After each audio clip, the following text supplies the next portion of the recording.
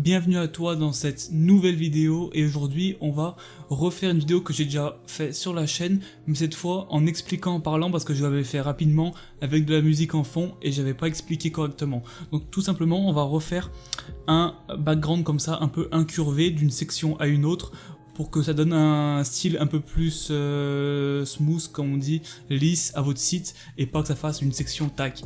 Une deuxième section hop avec une séparation plate.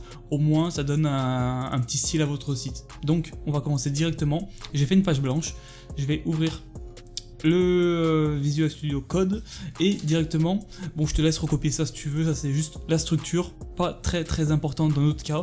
Nous on va plutôt s'occuper de ce qu'il y a à l'intérieur de la balise body. Donc déjà on va faire deux sections.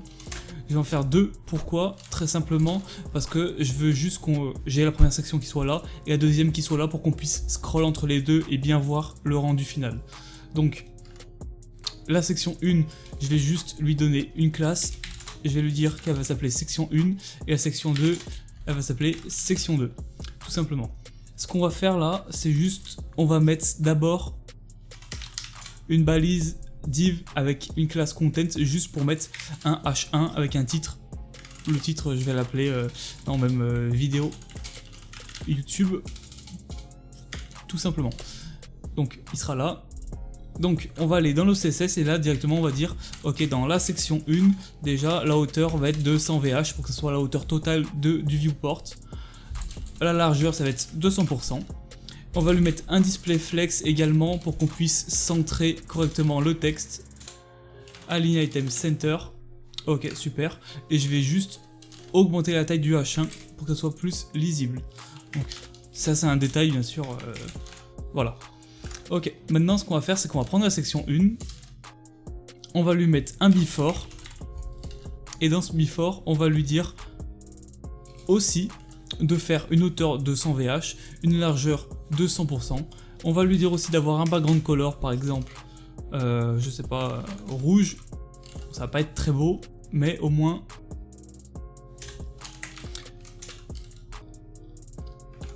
hop, et une position absolue. Bien sûr là ça passe devant, donc on peut faire plusieurs trucs. C'est on peut mettre une position relative ici avec un z-index plus haut que le before pour que le texte repasse devant, ou alors on peut mettre un z-index z-index -1 et hop. Ce qu'on va faire là, c'est que directement on va l'incurver. Donc comment on va faire ça? On va faire un border radius et on va lui dire 0%, 0%. En bas ça sera 50 et encore en bas ça sera 50. Donc déjà là on peut voir que ça c'est un peu incurvé, mais c'est pas beau. C'est pas beau, pourquoi? Puisqu'il remonte trop. Il remonte trop sur les côtés. Donc ce qu'on peut dire c'est qu'on peut mettre un transform scale. Pardon, on va recommencer. Transform scale 1.5. Donc là déjà c'est mieux. Ce qu'on va dire également, c'est de mettre un overflow x non hidden, pardon, et donc là c'est bon. Par contre on est obligé de scroll, c'est pas compris dans le 8 de la section. Pourquoi? Parce qu'on a dit qu'on voulait que le border radius ici, enfin le before plutôt, grossisse d'1,5. donc il a grossi en largeur mais aussi en hauteur.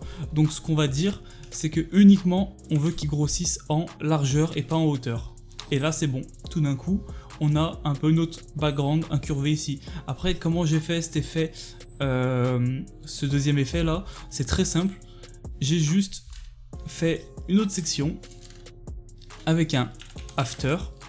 Ok, là, tac, imaginons que je le mette bleu, on voit qu'il passe par dessus. Et nous c'est pas ce qu'on veut.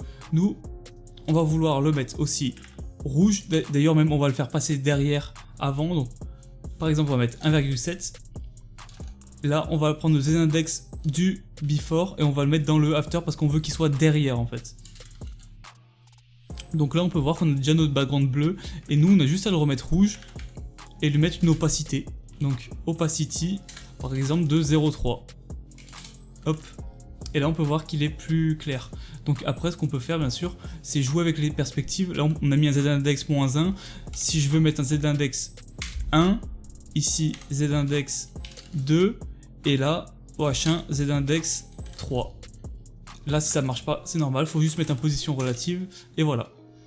Donc au moins on a notre background un peu incurvé, avec une sorte de petit reflet en dessous, un peu moins coloré, et même si on veut, on peut, du coup la section 2, lui mettre une hauteur plus haute, tac, et au moins on peut correctement voir. Après bien sûr à toi de faire selon tes préférences, si tu veux plus incurver d'un côté et d'un autre, parce que tu peux toujours modifier les paramètres ici, mettre je sais pas 90% si tu veux, et il sera différent. C'est à toi de faire des tests, tu fais comme tu veux, et voilà, j'espère que ça t'a plu. N'hésite pas à liker, à t'abonner pour me soutenir, ça me fait extrêmement plaisir, et si t'as des suggestions à me les mettre en commentaire directement, j'essaierai d'y répondre.